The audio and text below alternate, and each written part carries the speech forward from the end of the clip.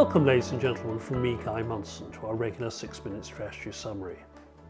Despite being prepared for the worst, no one was quite ready for the US inflation numbers that were published this week.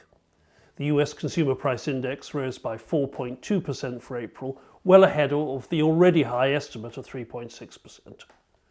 Markets certainly didn't like it. Bonds fell, equities fell, Nasdaq fell, gold fell, Bitcoin fell. In fact, almost every asset corrected.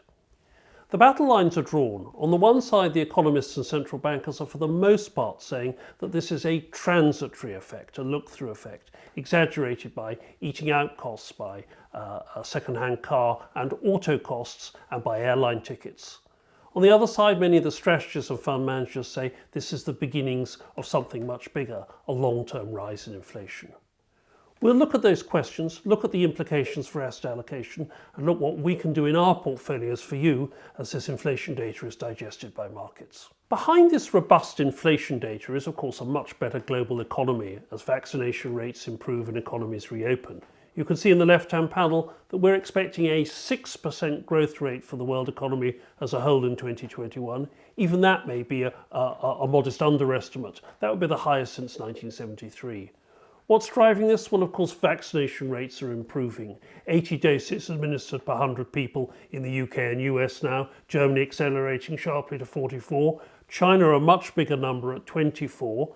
The tragedy of India is at last beginning to accelerate a little bit to 12 or 13%. And of course, we have a long way to go in Africa and the emerging world.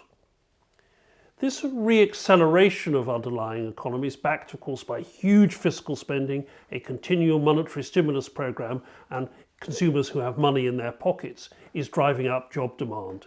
In the US you can see job openings up at 8.1 million, the highest ever recorded. In the UK I've indexed at 100 for the period just before the crisis, and you can see that we now have more online job advertisements than we had on the eve of the COVID outbreak. But this is putting enormous pressure now on wages because many people are reluctant to return to the workforce. Schooling isn't complete, unemployment benefits are still very generous, and some people have simply stepped away or retired. That means that firms are having to pay more to hire more. Amazon hiring 75,000 new workers, offering a $1,000 sign-on bonus in the US and lifting hourly rates from $15 to $17. McDonald's, Chipotle, KFC doing very similar things. And this, of course, will put upward pressure on existing wage rates. In addition to this, of course, as I've said in previous talks, supply chains are fragile and commodity prices are being squeezed. I've shown on the left-hand panel here the ISM Manufacturing Prices Paid Index. This is an index for goods going into the factory gate, and you can see at 89.6 that's a 12-year high.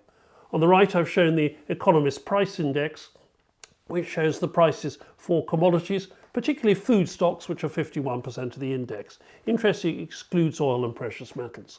That's at or close to an all-time high. And supply chains themselves are extremely stretched. The delay between the average placement of an order by a factory and the receipt of that order is out to 79 days. That's the longest on record. So what does this mean for US inflation going forward? Are these effects transitory? Our hunch is probably not. Why do we say that? Well, look back at the index for 20 years. The red line is the US CPI, and you can see that upward bursts of inflation are relatively frequent. They die down quickly, and they don't affect the blue line, which is the core rate of inflation, which has remained low and relatively steady. The exception is the spike we're seeing now below the red line, US headline inflation dragging up core inflation as well. Now, why is this? Well, certainly some of the effects are temporary. Base effects from 12 months ago, higher energy prices which may not be permanent, supply bottlenecks, fiscal stimulus meaning generous unemployment insurance. But some of the factors look as though they will be more permanent. Certainly shortages, as we're seeing in, say, the car market, give producers pricing power. They're not going to give that away quickly. Wage increases for new workers, as we saw with Amazon, are going to lift the rates for existing workers. The pandemic has also caused firms to restructure their supply chains. That's not going to change overnight. And fourthly, price rises are normally asymmetric. They go up quickly but tend to come down slowly, as we all as consumers know. The Federal Reserve is not going to panic though. Remember, it's got a twin mandate. One is to maintain price stability, but the second is also to achieve full employment. And the Biden administration and Chairman Powell have been very clear. Their definition of full employment is really inclusive employment, particularly the poorer and most damaged in society.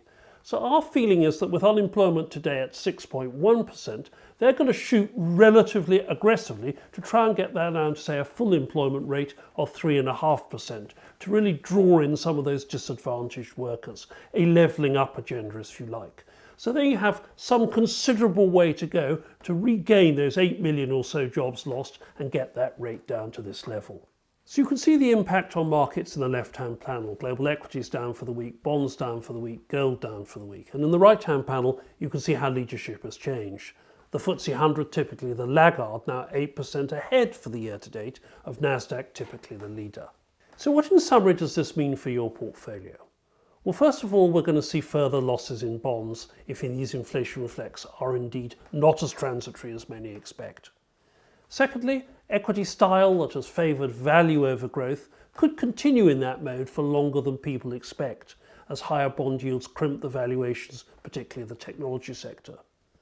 Thirdly, in a balanced portfolio, that role of bonds is going to be much more difficult, so we're going to have to make more use of cash and potentially use tools like portfolio insurance as a substitute for those bonds. Finally, volatility. It's going to be higher because the possibility of policy error by the administration is higher as well. Well, I hope that's useful. I hope it's a good summary of the implications of the inflation numbers this week. Thank you.